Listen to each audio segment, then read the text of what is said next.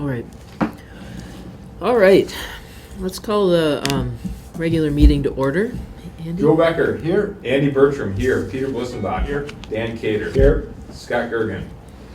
Lisa Hedin. Here. Russ Roa. Here. Superintendent Collins. Here. All right.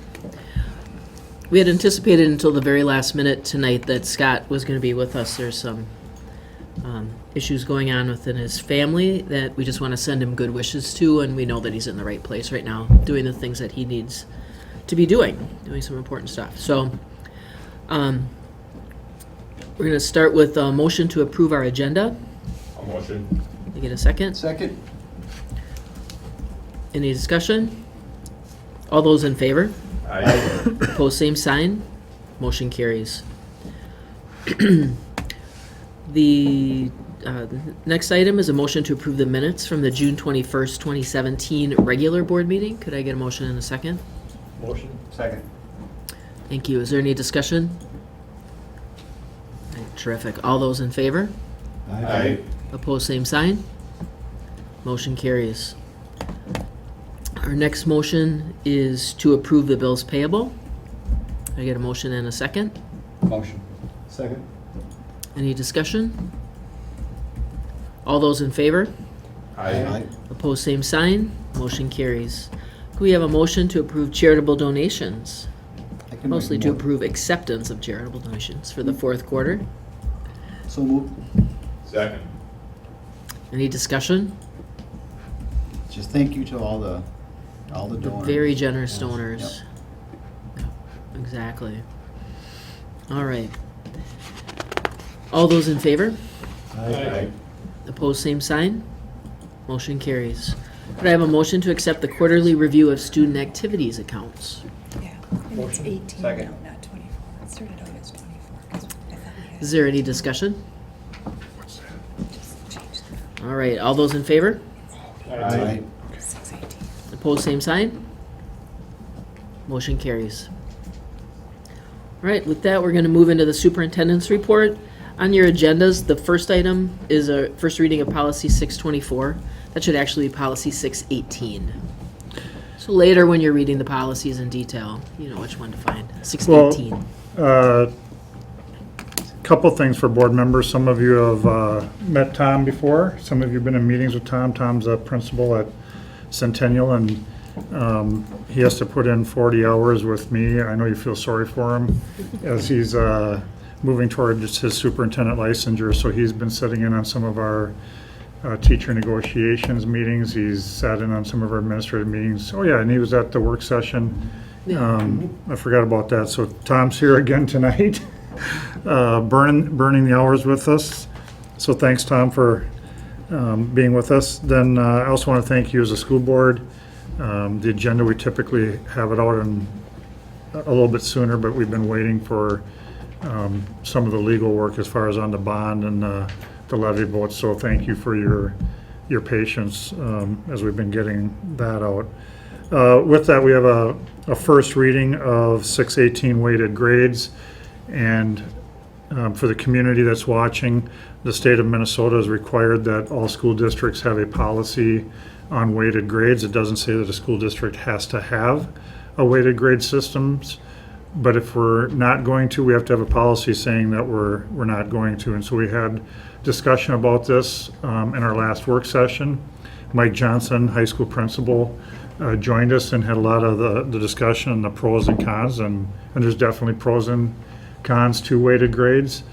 We also know that most universities are unweighting the grades when they receive them on the transcripts, and so as a board, we had that discussion in the work session, and we in the past have not had weighted grades at Hastings.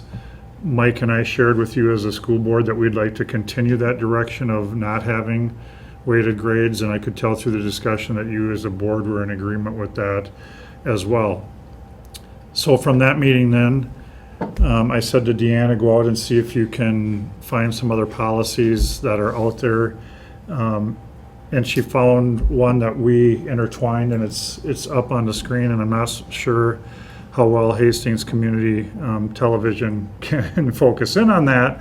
So I'm not going to read through it in its entirety. But what we liked about this, and I did review this with Mike Johnson today, we went through it, is that it also talked a little bit about the philosophy of grading and why we grade and what we grade and what teachers should be looking at grading and to the quality of standards. And what I liked in it is that a grade is not just reflective of your score on a test. A grade is reflective also of your attitude, your follow-through, your completion of work in a timely fashion. And that's what we do believe in Hastings. It's just not, did I score a 97% on that test? It's also, how does Peter work in a group? Is he collaborative or not? That is part of the well-rounded individual, and that is part of the grade. So I think that, I know that from Mike Johnson's perspective and my perspective, and I think as your board in a discussion, if I could talk about it as an entirety, is the fact that we value every subject in every classroom at Hastings. We value art and Phi-Ed as much as we value AP Calc. And we felt that going to a weighted grade was going to say that we were, by doing so, putting a value on a AP Calc more so than an art or a Phi-Ed. And that there would be some families that would say, well, I'm going to take that class then because it's weighted, and I'm going to take a study hall then because I don't want to take a non-weighted grade. So that was some of the behind the scenes discussion. So what we do is, this is a first reading. You have some time to look at it as a board. I sent it to Mark Zuzek. I sent it to our elementary principals as well. And I asked that within the next week if any of them have any concerns. The weighted grade portion of it ties to the high school because elementaries don't go with weighted grades and the middle school doesn't go with weighted grades. And so that portion of the policy, I typically would check just with Mike Johnson. But as you're aware, because we were in a work session, but because now this was a little bit deeper than just weighted grades, I wanted him to weigh in on this as well, and he's very comfortable with this as is. So if I hear any concerns from you as board members between now and the next 7 days, or if Mark Zuzek or the elementary principals, I also sent it to Dave Haveman, I also sent it to Jen Reichel, I also sent it to Mary Pash. If there are any concerns, then I would pull the policy committee together. We'd do another redraft, and then we'd have a final reading at our August board meeting. So if there aren't any questions or comments, I'll continue moving forward, and we'll wait to see if anybody else has any comments or questions. Ties update. We've talked about this before, that we've been a founding member of Ties for almost 30 some years, and Ties is the integration of technology into educational systems. As you can imagine, it formed when technology wasn't at the forefront, and they wanted a hub where schools could go to and tell us, hey, what direction should we be going for technology? So part of being a member of Ties is that you pay a fee up front to be part of that organization, because they own buildings, they own computers, they own servers, they own fiber, etc.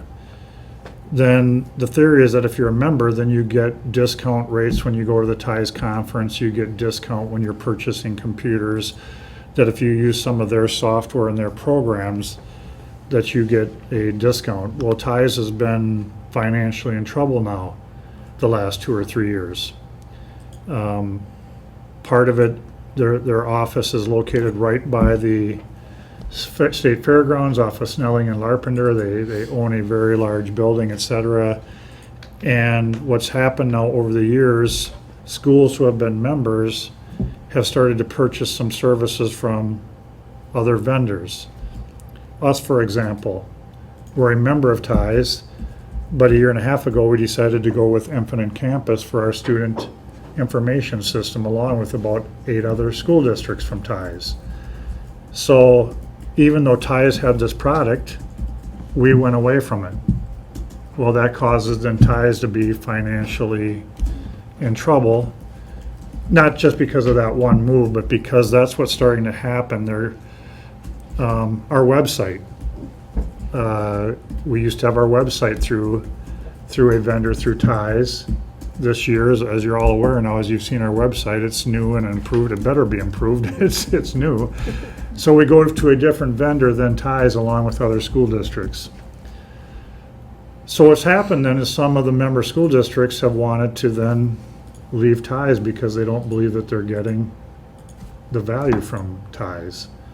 And so now ties has issued a statement within the last year that if you leave us, you owe us this amount of money for owed liabilities.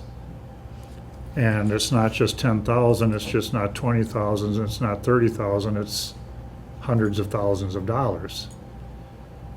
So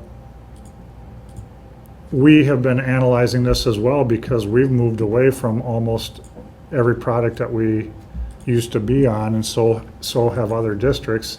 So now we're questioning the value of our membership, but we can't afford to pay this old liability if we leave, and now our costs for the remaining services are going up. So part of the rule was that and it was created now after being a member for 30 years, that you have to let them know by July, it used to be July 1st, if you're gonna leave the following year. Well, it's been difficult for us to submit that we're gonna leave, then if we have to pay this huge amount. So there's about 8 school districts now that have submitted that they're going to leave after this current school year that we're in. And I know that some of them have said, we're not gonna pay you that owed amount.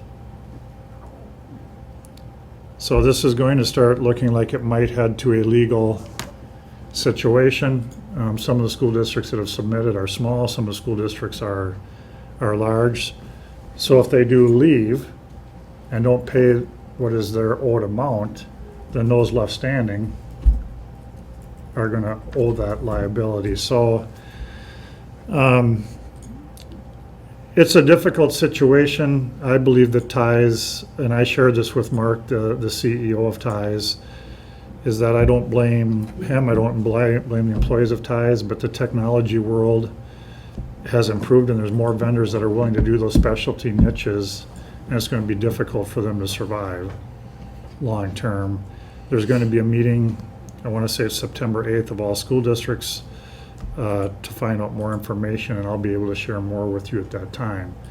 I sent a letter saying that the Hastings School District, we're in a catch-22. I'm supposed to send the letter before July 31st now, but I don't know all the facts. And the meeting's not till September 8th.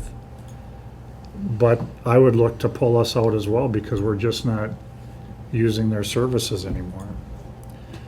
So I won't know until September 8th.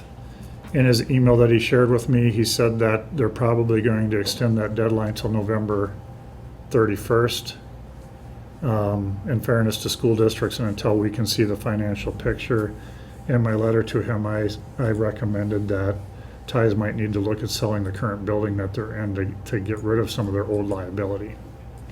They might have to downsize, but I don't know all the particulars, and that I will wait until September 8th. So again, there's a lot of school districts involved in this. I think there's, don't quote me in the paper, but I think there's roughly around 44 members, and some of them are some large metropolitan school districts that are involved in it. So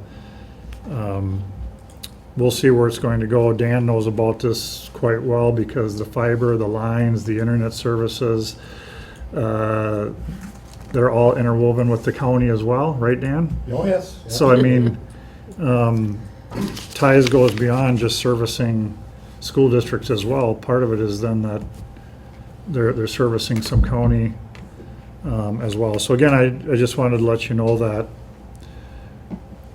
it's a moving target right now. It's some moving factors. I believe some school districts are going to hire an attorney and say, we're not paying that. Where'd you come up with that number? That wasn't in the bylaws originally back 30 years ago. So we'll see where it's at. But if I could move on, I'd move on away from it right now as well. So all I can say is stay tuned on it, that there'll be more information coming. Title I restructure for 2017-18. I know we've talked about this in a work session, but I just want to mention it one more time on as long as we're being televised. As the federal government has said, we're going to freeze and or reduce your Title I dollars, and you might want to plan on a different budget for the year that you're going into and beyond. Oh, by the way, we won't know for sure until October. We've decided to move forward for the 2017-18 school year and restructure. Currently, right now, we have a full-time Title I teacher at JFK, a full-time Title I lead teacher at Pinecrest, and a full-time at McCullough. And originally, to make it work, we were going to reduce all Title I assistants from 120 days to 100 days, and we were going to have one less Title I assistant at Pinecrest. Since that time, and due with the fact that we're getting the ADSES grant dollars, which will help with literacy, we are going to go down to next year to 2 teachers. One lead teacher housed at McCullough, shared at Pinecrest, one lead teacher at JFK, and that teacher will also help with our parochial schools. And then our literacy teacher, who is right now one of our Title I teachers at Pinecrest, she will become the literacy teacher at Pinecrest as from underneath the ADSES, which will give even more intensive help to students at Pinecrest. And so I'm very comfortable with it in the fact that we're still providing a lot of help to students because of not only the title program and restructuring with the PSAs, but because we're also able to bring in the literacy under the ADSES program. And the ADSES program, when we applied for that grant, we had Kim and Dave Haveman had discussion at the state level of is that hurting us or not, and the amount of dollars that we're using right now is what I don't want to call it a grant because I call it like a cash neutral. And the literacy program is going to be able to help specifically students at Pinecrest and probably JFK, because our elementary principals and Jen Reichel have been looking at the data and where is the most help needed. So we will go down to 2 Title I lead teachers. We'll bring back the PSAs to 120 days. We'll add back the Title I from our original plan, and then we'll have 2 ADSES literacy teachers. One is Trish Barkey, who is the lead Title I, and then we're currently interviewing for the other literacy teacher at this time. And leaning towards the focus probably being at Pinecrest and JFK Elementary. Any questions on that at all?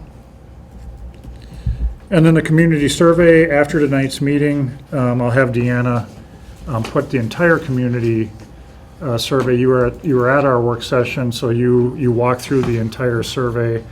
The last time that we did a community survey was in 2006. I appreciate the community members who gave us some calls, some concerns about potentially being scammed. We recognize that in this day and age, we hear all the time about scamming, so we definitely want people to call us if they feel that somebody's calling them and not representing the school district. And in this situation, we did ask that the survey be completed for a variety of reasons. Some of it ties into overall, how are we doing as a school district? What's the opinion of the public from a school district? What's their opinion of us on our financial quality of management? And at the same time, we also were using it as we're looking to go out for a bond vote and a levy vote of how do people feel about that. I chose to just focus in on about 8 of the screens from the community survey, and like I said, we'll have it up on our website after tonight's meeting. I just wanted the chance to go through these screens with you. And a couple of these tie into an eventual motion and approval of moving forward with a bond and with a levy vote. But I think that when Don Lifto presented the following statement, do you as a community member believe that it is important for the community to have a strong school, and are you willing to reinvest in that school system? And the survey came back that 55% of the people agreed, 29% strongly agreed, and so I think that's very favorable and speaks a lot about what I've always known about the Hastings community. 84% of the community saying, yes, we believe that a strong community is a strong school and that we should reinvest in those schools. So I thought that spoke very highly of our community. The next graph then was, if you were to give the school district a grade A, B, C, D, F on the district as a whole, 67% of the respondents gave us an A or B, 13%, some of them maybe never had kids in school, so they didn't know how to comment on that. Some of them maybe moved to the community late when their children were out of school and didn't know how to respond on that. So I think the 13% not responding, that's not out of the norm. And when we compared that to how we did in 2006, it was very consistent with how our community scored us in 2006. So I think over an 11-year history, just to continue to get those high marks. And I know that you as board members heard from Don Lifto, who not only was a superintendent in the state of Minnesota for 20 some years, but he also has conducted over 400 community surveys over the last 10 years. He said that that grading of our schools of A's and B's is very, very high, and then he even said on a national level, very high. So again, the community saying, we're giving our schools some strong marks. That's great to hear. Then the quality of financial management, this one did irritate me because when you're one of the strongest schools in the state of Minnesota on where you've been, what they say about your audits being done in a timely fashion, how can we not be all A's? Come on. But again, when we compared it to 2006, it was even considerably better than where we were in 2006. The community has said that not only are we strong, but we've improved our financial quality of management. And again, I think that's overall, when I step back from it, even though I wanted a lot of A's and B's, when I think about the fact that we were in statutory operating debt, we've had to make some tough choices, we've had to live with high class sizes, we've had to eliminate some programs such as German, we've had to make decisions where we've redrawn our boundary lines twice, where we've put kindergartners on the same buses with seniors and juniors. As we've gone through all of that and those tough decisions, which at times people haven't always been happy with, they still gave us some pretty high marks on our quality of financial management, so that was good to see as well.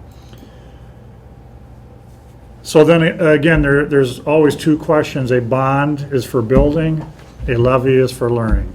So dollars for bonds get spent on hard goods, levies get spent on salaries and electricity and gas and operations. So as we're considering going for a levy, the community said, I think I'd support a levy. Then after they heard a little bit of information, they were like, 61% said, I'd look at going forward with the levy. So that was good news. Then when we asked the question, our current debt with our high school being paid for pretty soon, within about 3 to 4 years it's going to be paid for, would you be in favor of issuing new debt now to reinvest in the high school and reinvest in the middle school and parking lots and the HVAC?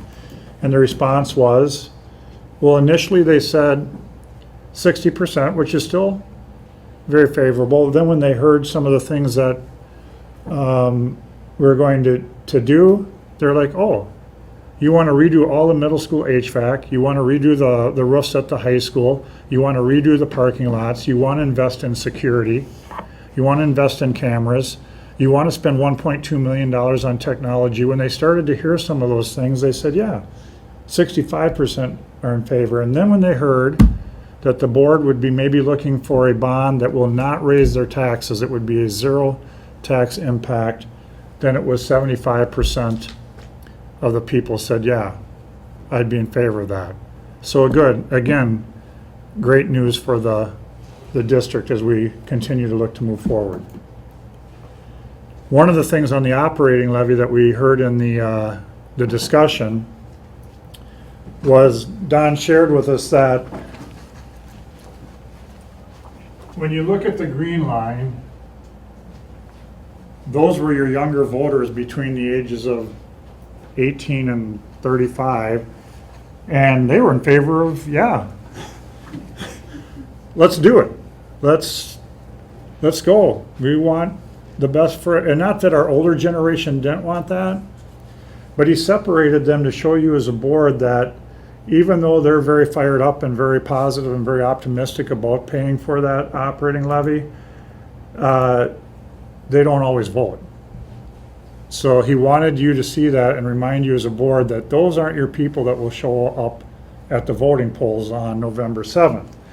So he said that you probably should look at your very active voters who have voted in at least 6 out of 9 elections, the blue line, and your pretty active voters.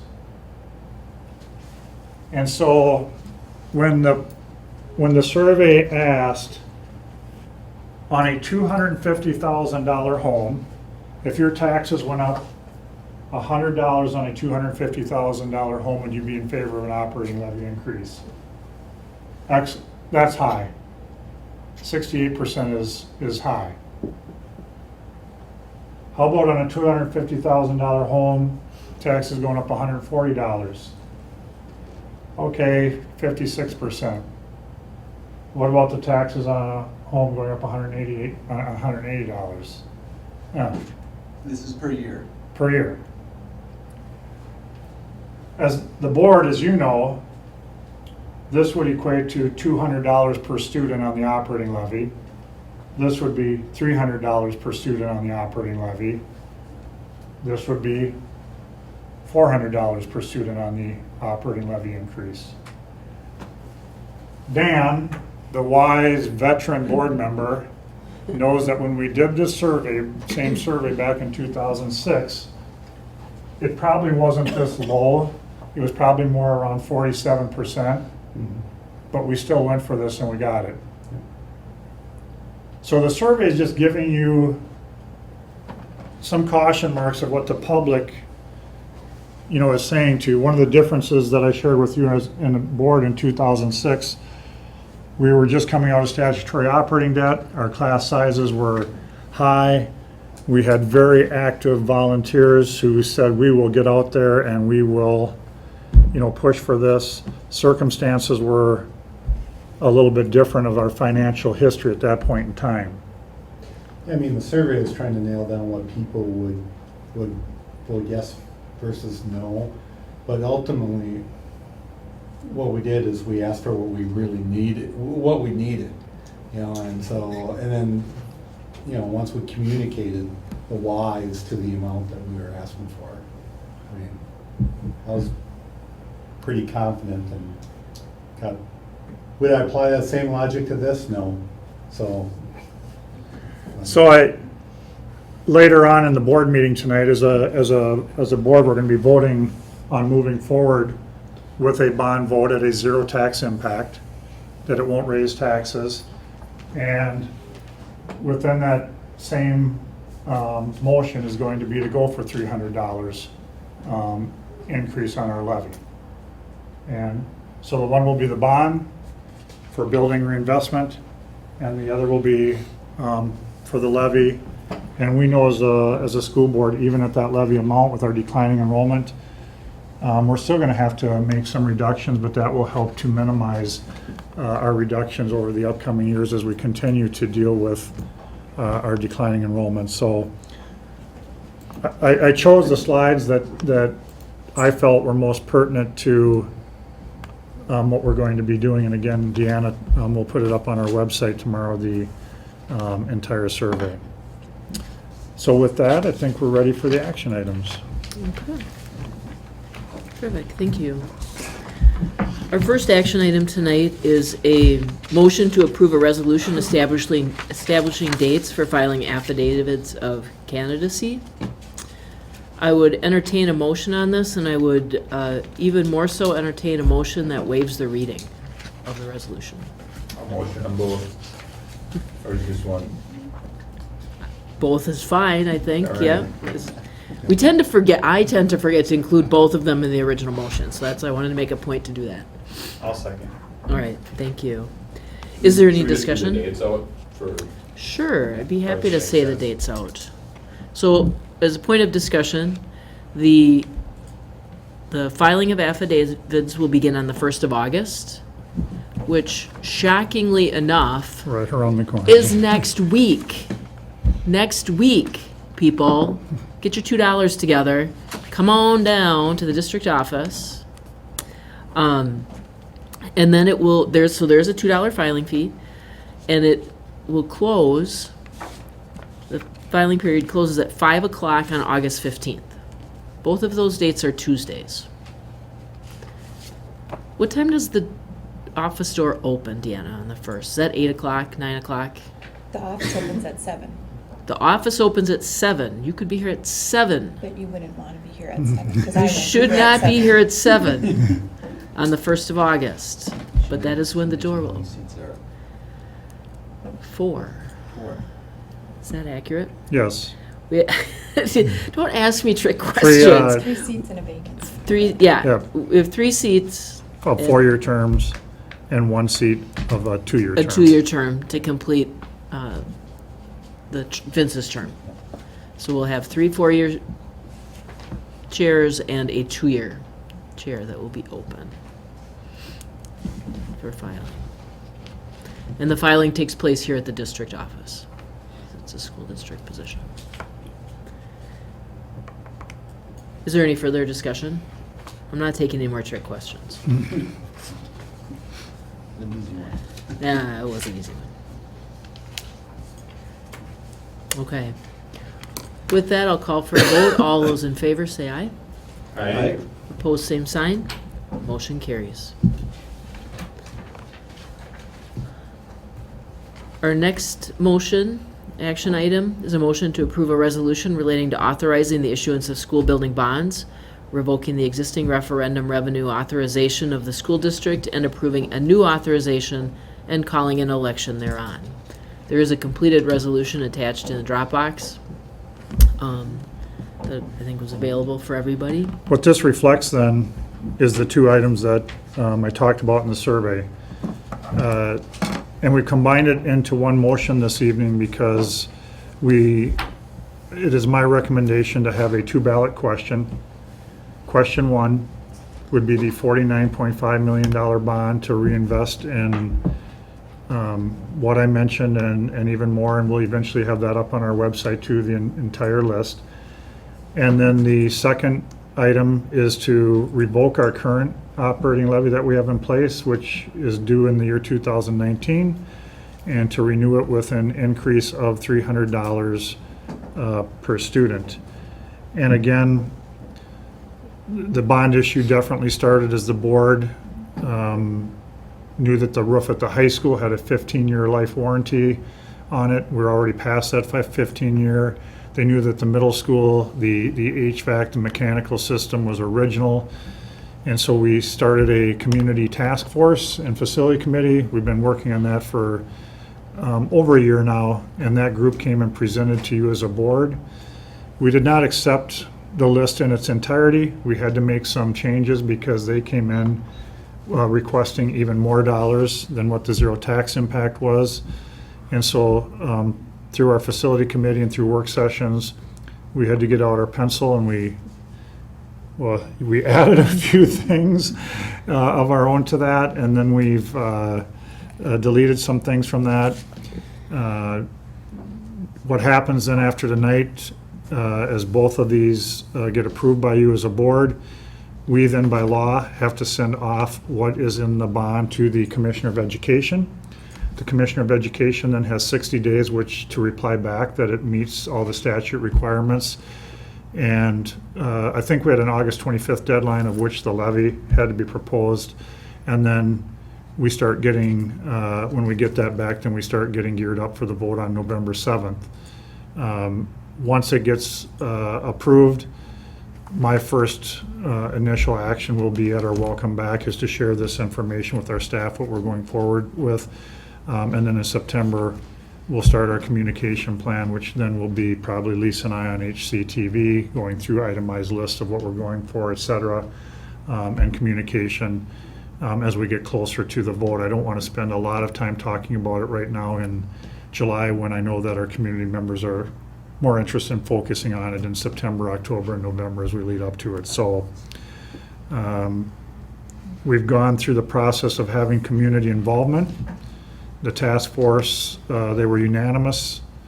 They came back and recommended it to you. We've worked on it in work session, and I'm recommending that the board move forward with this unanimously. All right. Thank you, Tim. Given that background information, and I want to reinforce the reminder that this did build from an awareness of both the administration and the board that this kind of work needed to be done, both the capital work and the expansion of our funds for learning, and that a really intensive, actionable community involvement was a big part of it. And just to say once again, thank you to the people that participated in that for many, many weeks, many months. It was very, very valuable. And now this is time for the next step. So given that, I would like to accept a motion in a second to approve this resolution and yet again consider waiving the reading.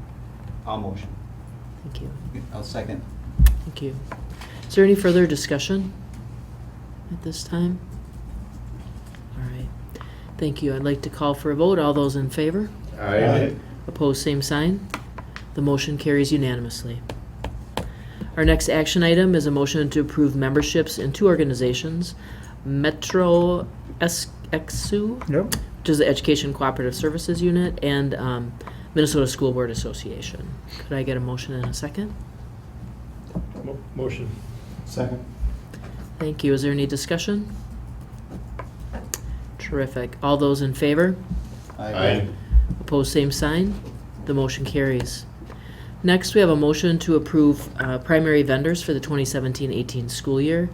These vendors are Trio Supply Company for paper products and supplies, Bimbo Bakeries for bread products, U.S. Foods for commodity handling, Hastings Cooperative Creamery for milk and dairy, and Bix Produce Company. Could I get a motion in a second? I'll motion. Second.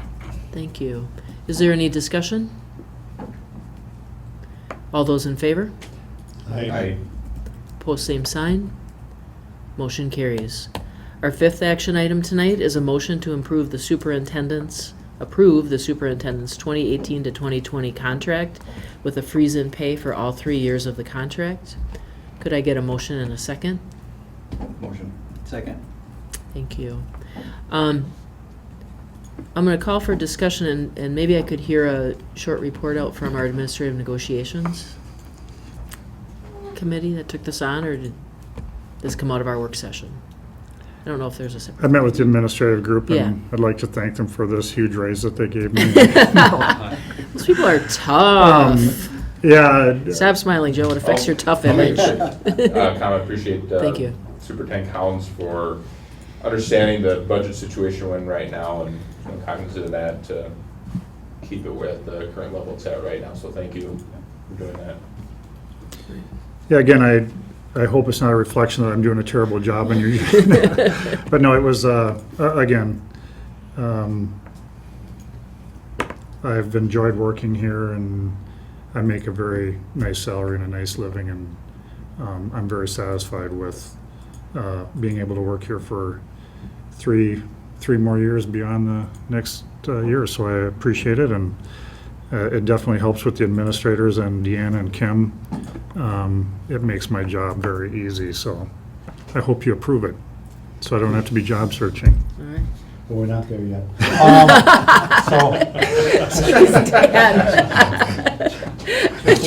Just a few points of clarification. It is clarification. That's all. So, you got your pay, which you willing, sounds like you're willing to accept anyways if we voted in flat as far as the annual increases go. But, we had added longevity pay as well, which is just a flat amount rather than a percentage. That piece would still continue, I'm assuming. We increased, that's really, the longevity pay is really my health insurance. Oh, okay. Yeah, so, Yeah. because as the top employee, I can't make, Yeah, I did notice that was the base comp plan that was tied Yeah. to, okay, so that, thank you. Yep. That fills that in for me. And then the amount was X's, but it said at this upcoming year. I take it because the final number based on the current contract for the 17-18 year it's not quite, it's Yep. not inked or established. That's why that reads that way. yep. Okay. The X's in there mean that I get the same percentage as whatever the teacher, for this coming school year, 2017-18, I get the same percentage raise as the teachers or the principals, whichever one was higher.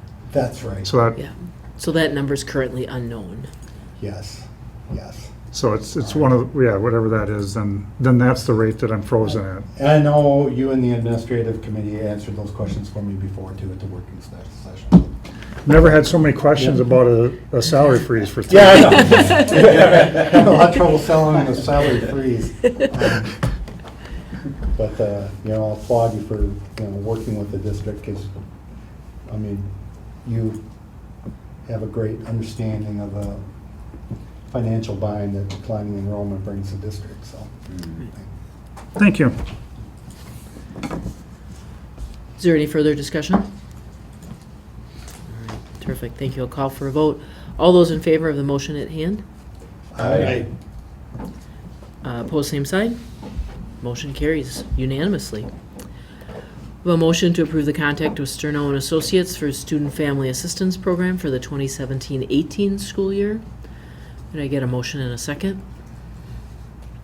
Motion. Second. Thank you. Is there any discussion?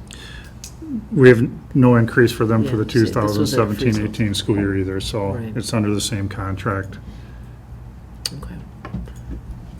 With that, I'll call for a vote. All those in favor? Aye. Opposed, same sign. Motion carries. Next, we have a motion to approve a one-year contract with the Center for Efficient School Operations for professional management services for fiscal year 2018. Could I get a motion and a second? Motion. Second. Thank you. Is there any discussion? They too are not taking an increase for the 2017-2018 school year. One of the items where they'll come into play this year a little bit as the, I'm very optimistic that the bond would get approved in November. Then as we move forward with projects, there is a clause within their contract that if we assign them a project over $150,000, they will oversee that project for a 1% of the cost. So if $200,000 project, they oversee that for 1%.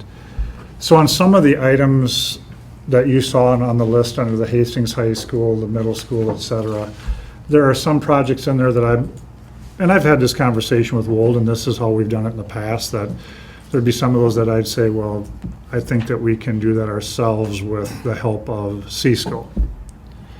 And so then Wold would then take their percentage out of that project. The reality in what we're doing, I would say 90% of the projects would still be Wold because it's gonna be roofs, Really big. parking lots, HVAC.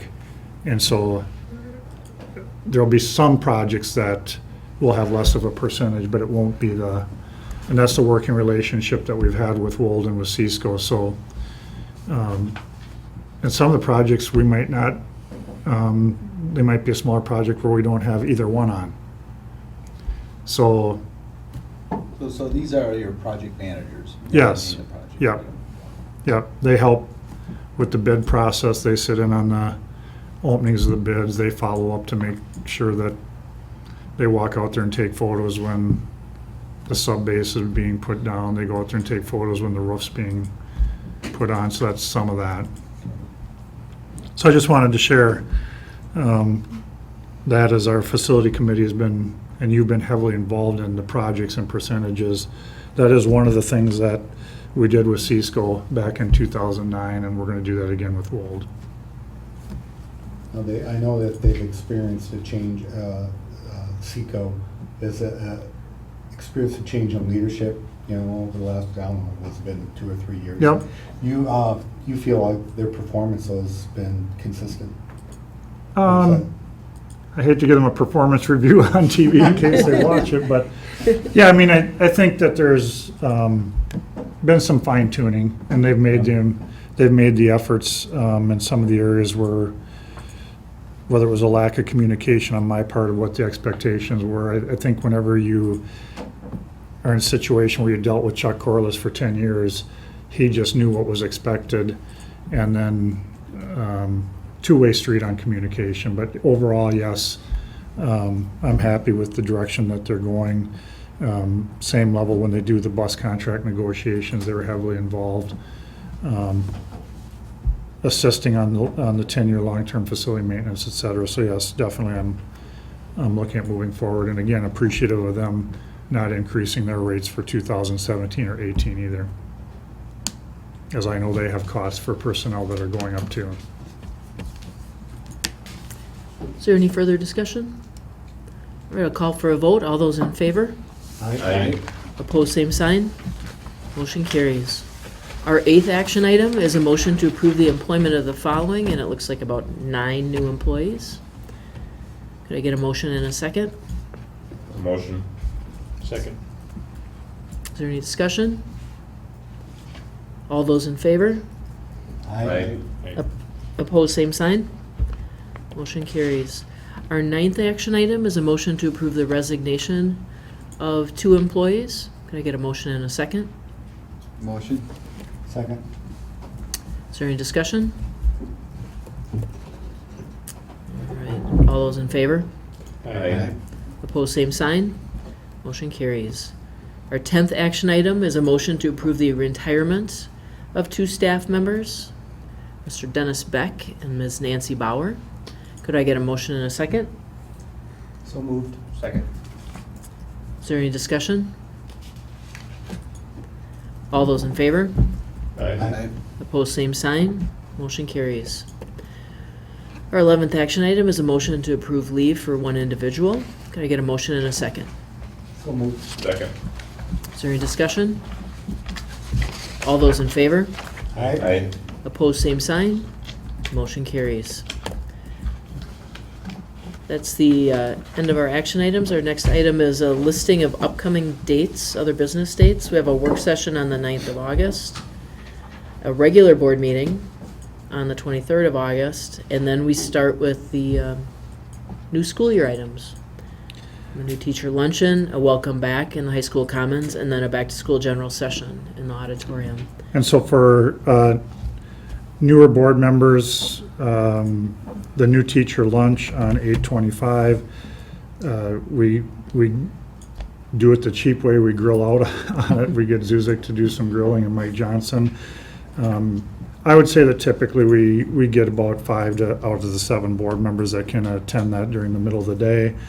The welcome back and the general session, again, we typically will get 4 to 5 board members in attendance. So just for you to get a feel of, not mandatory that you get to those, but if at all possible, that'd be great. I know that on August 23rd, even though that's a regular board meeting, we might be coming in about 10 minutes late to that. I know that there's another event going on in the community that it might be nice for myself and a few board members to show up, and I'll send that out at a later time. I also know that I need to just chat with, when this meeting's over, with the the members who are on the Joint Powers Committee. I just need to look at your calendars for that. And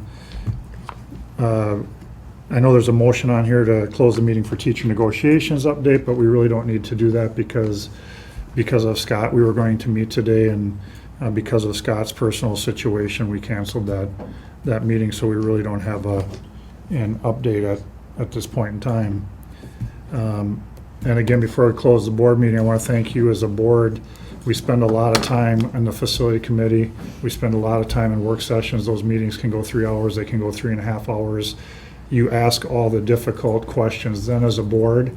You get them answered then, so that when we get to the board meeting, your questions are answered and we can move forward as we should do our business and move forward with the bond vote and the levy vote. So I thank you for all the professionalism and the time commitment that you've given behind the scenes, so that when we get to this table, we're ready to move forward and we're all on the same page. So thank you for that. So given that, we'll just skip the motion to close the meeting. Yep. We'll move directly to adjournment. I'll accept a motion in a second. Motion. Second. Any discussion? All those in favor? Aye. Opposed, same sign. Motion carries. Sure that adjourned. So who's on?